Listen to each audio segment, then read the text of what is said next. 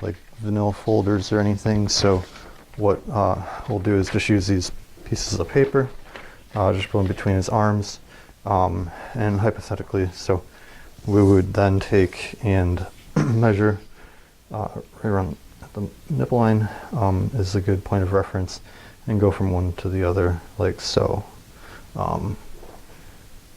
And actually we'll just turn the switch a little bit. So as you can see, his kind of put the papers there and just measure right there.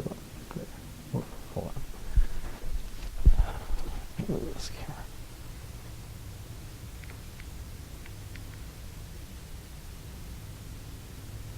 Yeah. There we go. So as I was saying, you'd then go at the nipple line and measure from end to end. And again, you do that, then you hold it kind of right there, and would quickly just go and measure under there. And we look at the two numbers. We want to make sure that they're both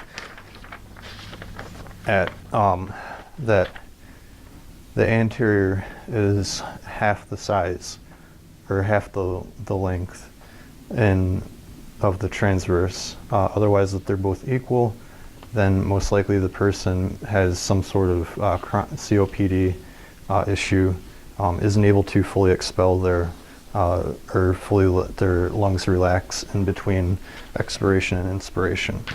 So next we're going to then have Craig sit back down, and I will adjust this camera.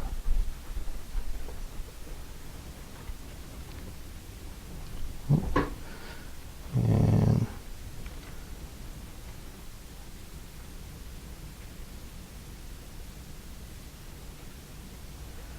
all right.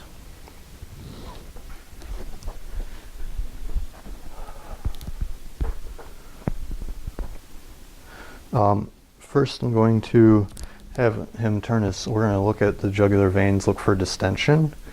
And so I'm going to have him just turn his head to his left, and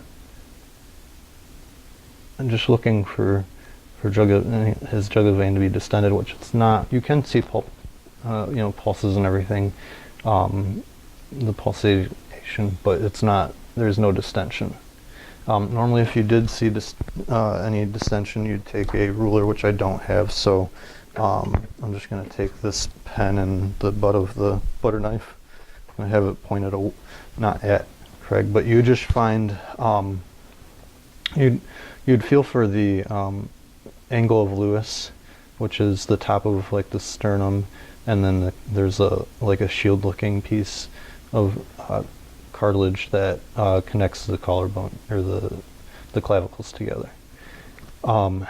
So what you do, you find that spot, you'd put your ruler there, and then you would take and mark kind of where the top of the distension was, and then you'd go back and look at your grading scale for the jugular vein distension and have them do that. And that would be with Craig's head turned one way, either to left or the right. Again, we'll have him turn his head to the right, and we'll look for any distension. And there's again no distension. You do see some pulsation and stuff, but again, you'd find that sternum, the angle of Lewis, and put your angle there if you just keep your head there. And then you would just kind of grade how high it was, and then go to your scale and everything and figure out what is the next step in his care.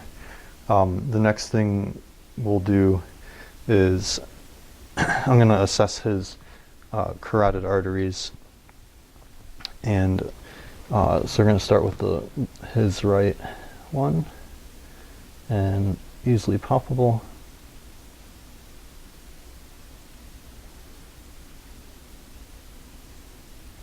Right, and then I'm going to go to the left. Actually, if you make your head midline more.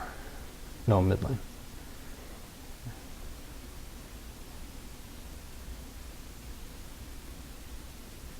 There it is.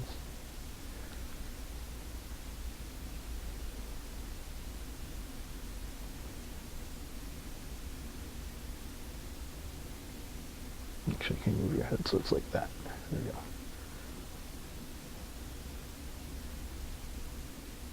There we go. Easier. All right, and then I was able to palpate both of the carotid arteries. And I'm going to take and listen to them, listen for any brutes or anything swishing that you don't want to hear.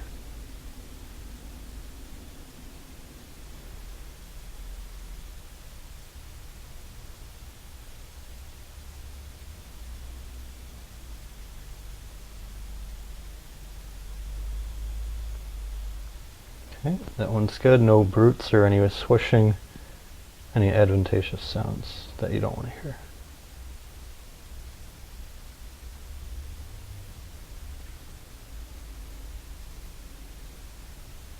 Okay, so I don't hear any adventitious sounds or anything, and I think that is everything. So I did air check your swelling of your legs. All right, that's good.